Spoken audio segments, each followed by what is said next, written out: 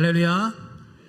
예, 반갑습니다. 오늘 이렇게 수요 일부 예배에 나오신 우리 모든 성도님들을 예수 그리스도 이름으로 환영하고 축복합니다. 우리 옆에 계신 분들과 동일하게 같이 인사하시겠습니다. 환영하고 축복합니다. 인사하겠습니다.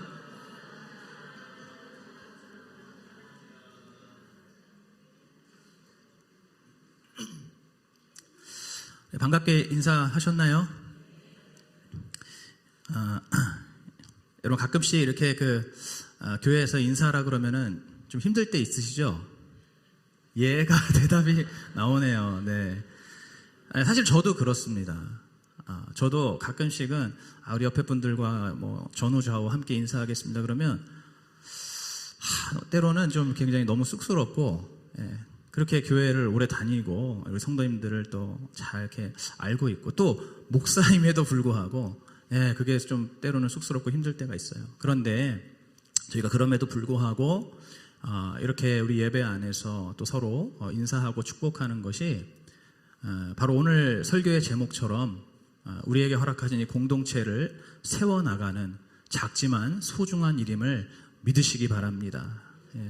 우리가 우리의 성향과 어떤 우리의 성격과 상관없이 주님께서 허락해 주신 이 공동체를 세우고 살리기 위해서 이렇게 작은 부분부터 큰 부분까지 함께 노력할 때에 우리 주님께서 기뻐하시는 교회 공동체가 세워질 줄로 믿습니다. 아멘. 오늘 우리 김신혜 권사님께서 대표 기도해 주시는데 제가 기도를 듣기만 해도 막 배가 막 부르더라고요. 너무 과분한 축복에 그 기도를 막 해주셔가지고 앉아있는데 그냥 막 배가 저절로 불러가지고 지금 속이 더부룩할 지경입니다.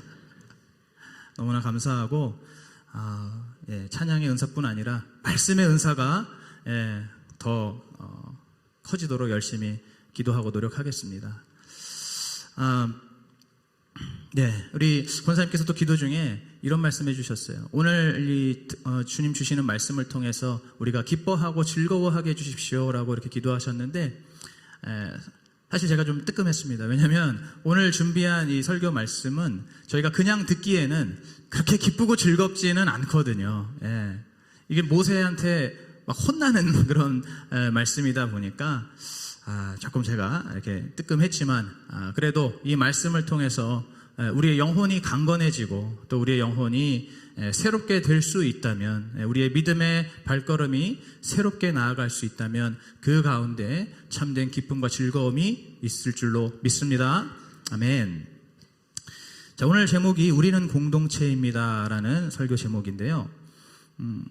여러분 공동체라는 말을 많이 들어보셨지요? 그죠? 교회, 특별히 이제 교회에서 이렇게 신앙생활 하시면 이 공동체라는 말을 참 많이 들어보셨을 겁니다. 그러면 이 공동체가 정확하게 무엇을 뜻하시는지 아시나요? 공동체가 무엇이다 이렇게 말씀해 주실 수 있는 분 계신가요? 네, 제가 하겠습니다. 네, 다 아시겠지만 또 쑥스러우시니까 이렇게 이 공동체를 제가 이렇게 찾아봤습니다. 인터넷에서 네이버 국어사전을 찾아봤더니 생활이나 행동 또는 목적 따위를 같이 하는 집단이라고 나와 있습니다. 그래서 가족, 촌락, 학교, 직장, 사회, 국가, 전 세계까지 이 공동체의 범위에 포함시킬 수 있다라고 나와 있더라고요. 여러분 그런데 사실 지금 이 시대는 제가 방금 말씀드린 것 같은 이런 공동체의 그 개념이 너무나 무색한 시대라고 할 수가 있습니다. 왜냐하면은 지금 이 공동체라는 것은 말 그대로 공동의 몸이라는 것이거든요. 그래서 함께 살고 함께 죽는다는 의미가 있습니다. 그런데 지금 우리가 살아가는 이 세상 속에서 우리가 소위 말하는 공동체라고 하는 그 모여있는 어떤 집단이나 조직을 보면 어떻습니까? 그것이 정말로 공동의 몸, 한 몸이라고 하기보다는 그저 각자의 필요와 또 각자의 이익을 위해서 그냥 모여 있을 뿐인 그러한 집단과 조직이 훨씬 많다는 것이죠. 여러분 요즘에는 함께 사는 이 가족조차도 심리적으로는 서로 개별적인 그러한 삶을 살고 있는 경우가 많습니다. 우리 성도님들의 가족은 어떠신지 모르겠습니다. 그 예전에는요, 이 핵가족이라는 말이 있었습니다. 핵가족 시대, 핵가족 사회. 그래서 전통적인 그 대가족에서 이제는 이렇게 한 세대 가족끼리만 사는 그런 형태를 이제 핵가족이라고 해서 저희도 어렸을 때 학교에서 뭐 핵가족이라는 그런 단어를 많이 배웠었는데, 그런데 여러분 이제는 이 핵가족을 넘어서서 어떤 사회라고 하냐면 핵개인 사회라고 합니다. 핵개인. 여러분 혹시 들어보셨습니까? 조금 생소하실 수도 있는데, 그러니까 핵가족이 아니라 그 정도가 아니라 이제는 핵개인의 시대라는 겁니다. 그래서 그냥 개인이 혼자서 살아갈 수 있는 시대라는 겁니다. 여러분 이것이 뭐 요즘 소위 말하는 MZ세대, 뭐 젊은 세대, 어린 세대들만 그렇다는 것이 아니고 세대를 불문하고 이제는 남녀노소를 불문하고 전부 다 이렇게 핵개인의 시대를 살고 있다는 거예요. 여러분 우리 어르신들께서 특별히 그 가수 중에 임영웅이라는 가수를 참 좋아하시는 걸로 알고 있습니다. 여기도 좋아하시는 분 계시죠? 예. 사실은 이것도 조금 넓게 보면 핵개인의 한 영향이라고 볼 수가 있습니다. 그러니까 예전 같으면 자녀들을 통해서 나의 자녀들, 나의 손주들을 통해서 어떤 그런 행복과 만족을 누렸었는데, 그런데 지금은 워낙 이 세대끼리도 이렇게 좀 단절되어 있고 또 서로 독립해서 살아가는 그런 사회이기 때문에 자녀나 손주들로부터 얻지 못하는 행복과 만족을 이제는 임영웅이라고 하는 한 가수로부터 그것을 얻는 것이죠. 그렇게 해서 이제는 어르신들조차도 한 명 한 명의 개개인으로서 혼자서 살아가면서도 어느 정도의 행복과 만족을 추구할 수 있고 누릴 수 있는 그러한 시대를 바로 이 핵개인 시대라고 하는 것이죠. 지금 우리 사회가 바로 이 핵개인 사회라는 것입니다. 그야말로 남녀노소 불문하고 철저한 나 혼자 산다의 시대라고 할 수가 있습니다. 여러분 이렇게 끝없이 개인주의, 자기중심주의로 치닫고 있는 이 세상 속에서, 그러나 시대를 거스르고 이 세상의 풍조를 거스르면서 유일하게 변함이 없는 공동체가 있습니다. 그 공동체가 무엇일까요? 바로 교회입니다. 교회. 방금 말씀드린 것처럼 지금 이 시대는 완전히 핵 가족을 넘어서서 핵 개인으로 분열되고 있는 그러한 시대인데, 이러한 시대의 풍조를 거스르면서 끝까지 공동체로서 남아있는, 공동체의 의미와 가치를 지키고 있는 유일한 집단, 유일한 조직, 바로 그것이 오늘 우리가 몸담고 있는 이 교회라는 것입니다. 여러분 그러면 교회가 왜 공동체라고 할 수 있을까요? 에베소서 1장 22절에서 23절을 보시면, 또 만물을 그 발 아래 복종하게 하시고 그를 만물 위에 교회의 머리로 주셨느니라. 교회는 그의 몸이니 만물 안에서 만물을 충만케 하시는 자의 충만이니라 말씀하십니다. 그리고 로마서 12장 5절을 보시면 이와 같이 우리 많은 사람이 그리스도 안에서 한 몸이 되어 서로 지체가 되었느니라 라고 말씀하십니다.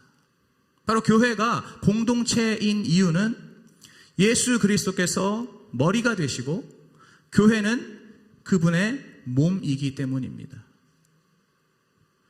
즉 예수 믿고 구원받은 교회의 성도들이 이제 머리 되신 예수님의 손이 되고 발이 되고 팔과 다리가 되고 눈과 코와 입과 귀가 되고 그 밖에 그 몸의 각각의 지체가 되어서 머리 되신 예수님께서 뜻하신 대로 말씀하시는 대로 움직이는 그 한 몸, 영어로는 one body라고 하죠. 바로 그 한 몸이 교회라는 것입니다. 여러분 오늘 우리가 모여있는 이 수지산성교회도 예수 그리스도의 몸이라는 것을 믿으십니까?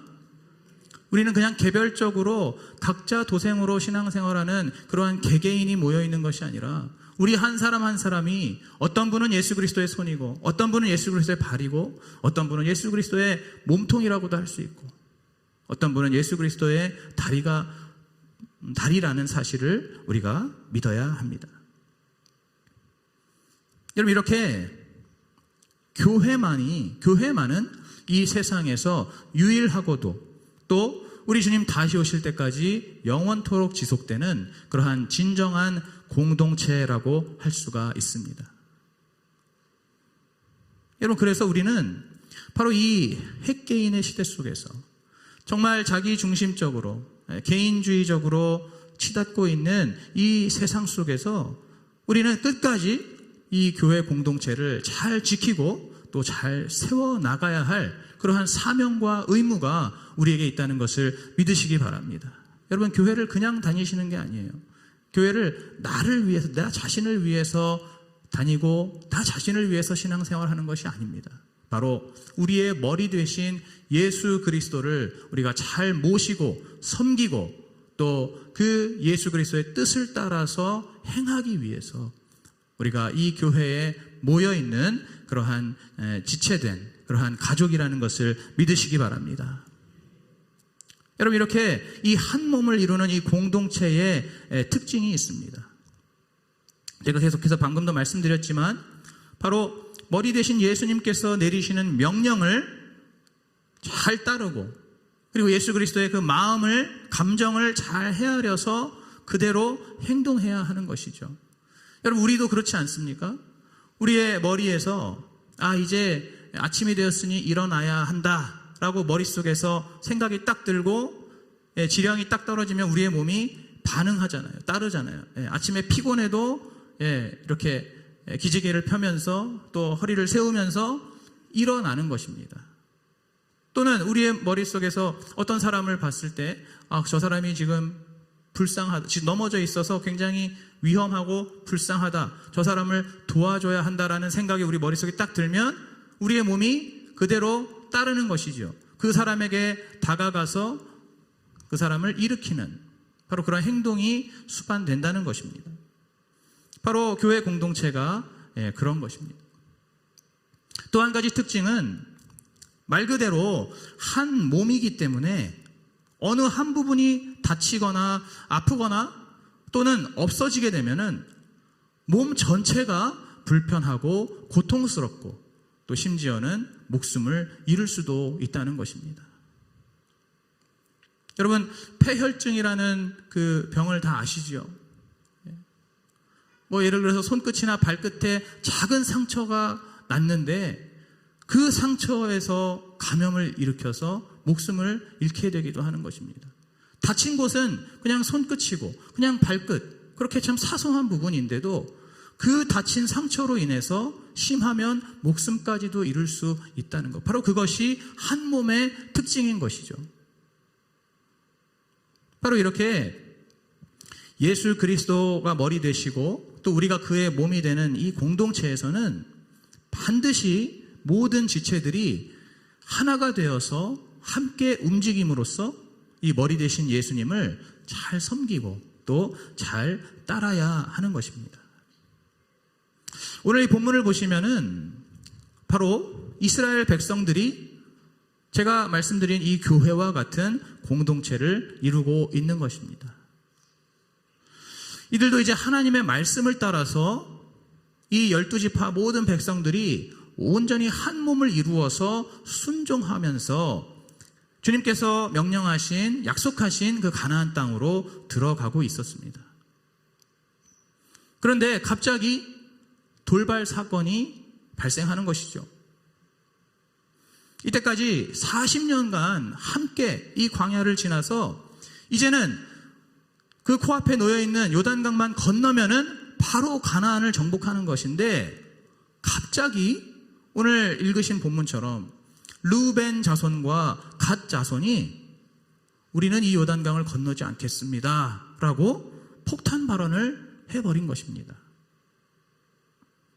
여러분, 그러자 이제 모세가 이들을 아주 호되게 책망하면서 지금 너희가 요구한 그 요구가 과거에 불신앙의 보고를 했던 10명의 정탐꾼의 죄와 똑같은 죄라고 하면서 오늘 15절의 말씀처럼 너희 때문에 모든 백성이 함께 멸망할 것이라고 단호하게 경고의 말씀을 전합니다. 그 르우벤과 갓 자손이 따로 개별적인 행동, 어떤 개별적인 결정, 개별적인 행동을 함으로써 이 전체 이스라엘 백성들이 가나안으로 들어가지 못하고 다 함께 멸망한다는 것입니다. 바로 이것이 공동체의 특징이죠. 여러분, 그래서 오늘 이 말씀을 통해서 우리가 반드시 기억해야 할 한 가지가 있습니다. 그것이 무엇이냐면 바로 르우벤과 갓 자손처럼 해서는 안 된다라는 것이죠. 우리는 오늘 이 사건을 반면교사로 삼아서 우리는 어떻게 우리에게 허락하신 이 교회 공동체, 예수 공동체를 우리가 잘 섬기고 잘 세워나가야 할지를 우리가 배우고 깨달을 수가 있는 것입니다. 오늘 그리스도의 공동체인 우리 수지산성교회 우리 성도님들이 혹시라도 이 머리 되신 예수님께서 교회에게 주신 그 사명 앞에서 여러분 만약에 이 르우벤이나 갓 자손처럼 우리는 함께 가지 않겠습니다, 우리는 함께 싸우지 않겠습니다 라고 한다면 어떻게 되겠습니까? 우리 교회도 오늘 이 모세의 경고처럼 하나님의 뜻을 온전히 이룰 수 없고 또 다 함께 약속의 땅으로 들어가지 못하고 광야에서 쓰러질 수도 있는 것입니다. 그래서 오늘 이제 이 르우벤 자손과 갓 자손이 모세에게 왜 이러한 말을 했는가, 그것을 우리가 함께 살펴보면서 이제 이것을 우리가 반면교사로 삼기를 원합니다. 여러분, 첫째로 우리가 이 공동체를 잘 세우기 위해서는 자기 상황에 빠져 있지 않아야 합니다. 여러분, 지금 이 르우벤 자손과 갓 자손은 자기 상황에만 빠져 있는 것입니다. 오늘 1절에 보시면 르우벤 자손과 갓 자손은 심히 많은 가축의 떼가 있더라 라고 말씀합니다. 여러분, 이것이 무엇인가요? 이것이 바로 이들의 상황입니다. 심히 많은 가축대가 있는 것. 이들은 지금 자신들이 소유하고 있는 그 막대한 재산과 부를 어떻게 하면 지킬 수 있을 것인가, 이 소산들을 어떻게 하면 내가 유지할 수 있을 것인가에 대한 그 생각으로만 가득 찼기 때문에 공동체를 생각할 여유가 전혀 없었던 것입니다. 여러분, 이렇게 자기 상황만 앞세우고 자기 상황에만 빠져 있으면 절대로 공동체를 세울 수가 없습니다. 오늘 이 르우벤 자손과 갓 자손처럼 자신의 어떤 부요한 상황도 그렇겠지만은 반대로 물질적으로 어렵고 힘든 상황일 때도 마찬가지입니다. 그 어렵고 힘든 상황에 내가 몰두하고 거기에만 내가 이렇게 몰입되어 있다 보면은 당장에 지금 빨리 돈 벌어서 이 상황을 벗어날 생각에만 치우치기 때문에 결과적으로는 주님 주신 이 공동체를 소홀히 할 수밖에 없게 되는 것이죠. 여러분, 이런 재정적인 면만 그렇습니까? 우리의 모든 면이 다 그렇습니다. 우리가 살아가는 그 모든 상황, 그 상황이 좋던 나쁘던 그 상황 자체에 우리가 몰두하다 보면은 정작 중요한 이 예수 그리스도의 공동체를 위하고 세우고 또 함께 살리고자 하는 그러한 생각을 할 수가 없게 되는 것이죠. 여러분, 혹시 지금 여기 오신 우리 성도님들 중에서 자기 자신만의 상황에 빠져 있으신 분들이 계십니까? 한번 정직하게 겸손하게 이 시간에 자기 자신을 한번 돌아보셨으면 좋겠습니다. 나는 과연 지금 내 상황에만 빠져 있는가? 아니면 이 교회 공동체를 위해서, 주님 주신 이 비전과 목표를 위해서 내가 공동체를 위해 먼저 생각하고 헌신하고 있는가? 혹시라도 자신의 어떤 재정적인 그러한 상황, 혹은 어떤 관계에 있어서 어려움을 겪는 그러한 상황, 아니면 반대로 내가 지금 굉장히 안정적이고 모든 것이 평안해서 오히려 거기에 안주하고 싶은 어떤 그러한 상황에 빠져 있으신 분들이 계시다면은 오늘 이 말씀을 들으시고 이제 그 모든 개인의 상황에서 빠져나오시기를 주님의 이름으로 축복합니다. 여러분, 둘째로는 우리가 이 공동체를 세우기 위해서 자기 생각에 갇혀 있지 않아야 합니다. 자기 생각에 갇혀 있으면 안 된다는 거죠. 다른 말로 하면 자기 기준, 자기 관점, 자기 판단이라고도 할 수 있습니다. 여러분, 지금 이 르우벤 자손과 갓 자손은 자신들의 생각에 완전히 사로잡혀 있었습니다. 자신들의 그 생각에만 갇혀 있었습니다. 오늘 1절의 그 후반부를 보시면 그들이 야셀 땅과 길르앗 땅을 본즉 그곳은 가축에 적당한 곳인지라. 바로 이것이 이들의 생각이죠. 이들이 지금 이 요단강 동편에 있는 이 땅들을 이렇게 쭉 볼 때 이 땅이 자신들의 가축을 먹이고 마시게 하기에, 또 자신들의 그 많은 재산을 잘 지키고 유지하기에 너무너무 적당한 곳이다라고 생각했다는 겁니다. 여러분, 지금 이들이 바로 그렇게 자기 생각에 완전히 갇힌 것이죠. 여러분, 하나님께서 무엇이라고 말씀하셨습니까? 분명히 가나안 땅이 젖과 꿀이 흐르는 땅이라고 말씀하셨죠. 젖과 꿀이 흐르는 땅은 가나안 땅, 요단강을 건너서 요단강 서편에 있는 그 가나안 땅이라고 분명히 말씀하셨습니다. 여러분, 그런데 지금 이 르우벤 자손과 갓 자손은 그들이 아직 가나안 땅에 들어가 보지도 않았으면서 지금 자기들이 서 있는 그 땅이 바로 젖과 꿀이 흐르는 땅이라고 스스로 생각해 버린 것입니다. 지금 그 땅이 자신들의 가축을 키우고 자신들의 그 많은 재산을 잘 지키기에 좋은, 적합한 그러한 땅이라고 스스로 생각했다는 것이죠. 여러분, 오늘 우리는 어떻습니까? 오늘 우리도 의외로 이렇게 자기 생각과 자기 기준과 자기 관점과 자기 판단에 사로잡혀서 그 틀에 갇혀서 내 생각대로 말하고 내 생각대로 결정하고 내 생각대로 행동할 때가 너무나 많이 있습니다. 그것이 결과적으로는 공동체의 어떤 하나됨과 또 공동체가 살아나는 그러한 것들을 알게 모르게 저해하게 되는 것이죠.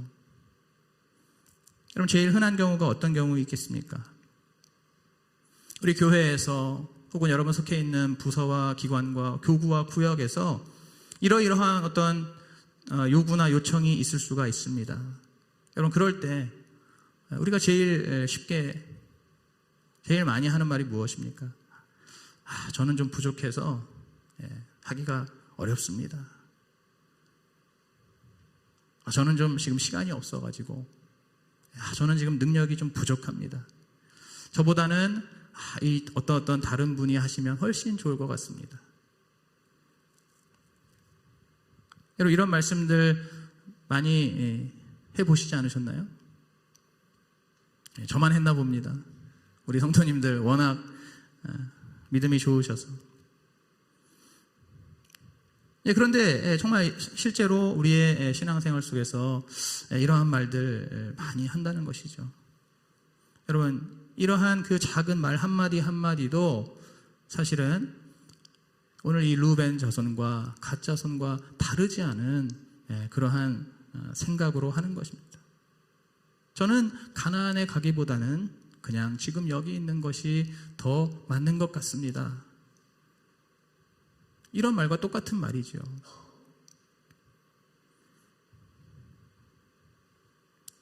우리가 우리의 생각과 우리의 기준과 관점과 판단이 다 있을 수 있지만은, 그리고 어떻게 보면 정말로 그것이 맞을 수도 있지만은, 불가피한 그러한 상황도 있을 수 있지만, 그러나 우리의 머리 되신 예수님께서 교회를 통해서, 공동체를 통해서 우리에게 말씀하시고 명령하시고 요구하시고 요청하실 때 우리가 우리의 생각을 뛰어넘어서, 나의 기준과 관점과 판단을 뛰어넘어서 그 주님 말씀대로 순종하고 움직일 수 있다면, 그러면 바로 이 주님의 몸된 교회 공동체가 더욱더 건강하게, 더욱더 견고하게 세워질 수 있다는 것을 여러분 믿으시기 바랍니다. 여러분, 그것이 결국에는 우리 공동체 전체의 유익과 우리 공동체 전체에 하나님 주시는 복을 가져온다는 사실을 꼭 기억하시기 바랍니다. 오늘 이 말씀을 우리가 기억하면서 우리에게 허락하신 공동체 앞에서 나의 생각과 나의 기준과 나의 판단을 온전히 내려놓고 주님 말씀대로 더욱더 순종하는 저와 여러분 되시기를 축복합니다.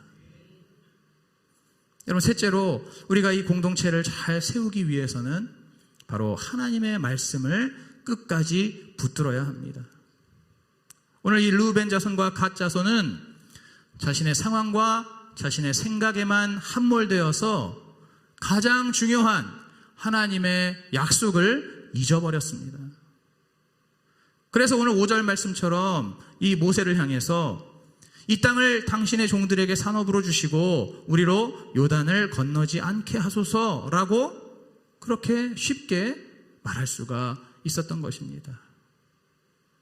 지금 자기들 서 있는 이 땅, 가나안이 아니라 이 요단강 동편에 있는 이 땅을 당신의 종들에게, 즉 우리들에게 산업으로 주시고 우리는 이 요단강을 건너지 않게 해 주십시오. 바로 하나님의 약속의 명령을 잊어버렸기 때문에 이러한 말을 쉽게 했던 것이죠. 여러분, 이렇게 하나님의 약속을 잊어버리고 행하게 되는 이 불순종은 그것이 아무리 사소한 것이라 할지라도, 또 때로는 이렇게 르우벤 자손과 갓 자손처럼 표면적으로 볼 때는 아주 정중하게, 아주 공손하게 부탁하는 것처럼 보인다 할지라도 이 모든 불순종은 바로 공동체에 너무나 치명적인 악영향을 끼친다는 것을 우리가 기억해야 합니다. 오늘 모세가 이들을 책망할 때 무엇이라고 책망합니까? 바로 너희들의 그 생각과 너희들의 그 발언 한마디가 이 이스라엘 온 백성, 이 공동체에 사기를 떨어뜨리고 낙심과 좌절과 포기의 그 마음을 전염시켜서 결국에는 그 온 세대가 끊어지고 백성이 멸망하게 될 것이다, 이렇게 말씀하지 않습니까? 우리가 그냥 우리의 상황에 내 자신의 상황에 빠져서 내 생각에 빠져서 아무렇지도 않게 하는 그 한마디, 그 약속의 말씀을 잊어버리고 하는 그 한마디가 전체 공동체를 낙심과 좌절과 포기에 빠지게 하고, 또 그것이 그냥 그 사람에게서만 그치는 것이 아니라 다른 사람들에게도 계속해서 영향을 미치고 전염이 되어서 결국에는 그 온 세대, 그 온 백성이 함께 공멸하게 된다는 것입니다. 여러분, 이것이 바로 한 몸을 이루고 있는 공동체의 특성이고 공동체의 운명이라고 할 수가 있습니다. 여러분, 올 한 해 우리 수지산성교회에 주신 하나님의 약속과 명령이 무엇입니까? 바로 올해의 표이죠. 예수 안에서 영혼육의 회복입니다. 여러분, 혹시 이제 올해가 2달도 채 남지 않은 지금 이 시점에서 혹시라도 이 약속의 말씀을 잊어버리고 더 이상 이 말씀을 의지하지 않으시는 분은 없으십니까? 이제는 2달도 채 안 남았는데 내 상황을 보니까 내 생각으로는 이 표처럼 더 이상 예수 안에서의 영혼육의 회복은 어렵다. 여러분, 이렇게 생각하시는 분 혹시 없으십니까? 내 믿음과 내 삶의 회복을 포기하신 분 없으십니까? 내 가정의 회복과 내 구역과 교구의 회복과 또 우리 교회의 회복을 단념하신 분은 없으십니까? 변하지 않는 나의 상황과 현실을 바라보면서 내 생각과 내 판단의 틀에 갇혀서 낙심하고 좌절해서 더 이상 요단강을 건너지 않게 하소서 하는 그러한 마음을, 그러한 생각을 하시는 분들이 있다면은 여러분, 오늘 이 말씀을 듣고 돌이키시기를 바랍니다. 오늘 이 말씀을 또 다른 하나님의 약속으로 기억하고 의지하면서 우리의 믿음과 삶과 우리의 교회를 회복시키실 그 하나님의 약속의 말씀을 끝까지 신뢰하면서 끝까지 기도의 자리, 간구의 자리, 헌신의 자리, 예배의 자리를 온전히 지키며 또 전도하는 자리를 지키시는 그러한 저와 여러분 되시기를 주님의 이름으로 축복합니다. 물론 정말 이제 올 한 해가 얼마 남지 않았습니다. 이제 2달만 지나면은 이 2023년이 저물고 새로운 2024년이 다가옵니다. 그러나 그렇기 때문에 오히려 우리는 더 하나님의 약속의 말씀을 우리가 붙들어야 하는 것이고 기억해야 하는 것이고 그 말씀을 의지하면서 주님 주신 이 공동체를 세우기 위해서 우리가 더욱더 우리의 힘을 모아야 하고 우리의 마음을 모아야 할 줄로 믿습니다. 그래야만 우리 수지산성교회도 바로 이 올해의 요단강을 잘 건너고 이제 내년에 가나안을 들어갈 준비를 할 수 있는 것입니다. 여러분, 오늘 이 말씀은 정말로 우리에게 그렇게 기쁘고 감사하고 유쾌한 말씀은 아니었습니다. 우리에게 도전을 주는 말씀이고 우리의 마음을 어찌 보면 참 무겁게 하는 그러한 말씀일 수도 있습니다. 그래서인지 평소보다 아멘이 많이 안 나오시더라고요. 여러분, 그러나 오늘 이 말씀 우리에게 조금은 버겁고 조금은 무거운 말씀이라 할지라도 오늘 이 루벤 자손과 갓 자손의 그 사건을 우리가 잘 기억하면서 그리고 모세가 그들을 어떻게 책망했는지를 잘 기억하면서 이 모든 것을 우리의 반면교사로 삼아서 오늘 우리는 주님께서 허락하신 이 수지산성교회라는 이 한몸 공동체를 잘 세워나가고 살리고 그리하여서 주님께서 명령하신 올해의 요단강을 잘 건너야 할 줄로 믿습니다. 오늘 이 말씀으로 이제 우리 모두가 예수 그리스도의 몸된 교회의 공동체임을 다시 한번 우리의 마음에 깊이 새기면서 머리 되신 예수 그리스도께서 뭐라고 말씀하시든지 어디로 가라 하시든지 그 모든 사명과 직분을 내 생각과 내 상황을 다 내려놓고 온전한 순종으로 그 직분과 사명을 감당하며 주님 약속하신 그 은혜의 땅에 모두가 다 함께 들어가는 우리 수지산성 공동체가 되기를 주님의 이름으로 축복합니다.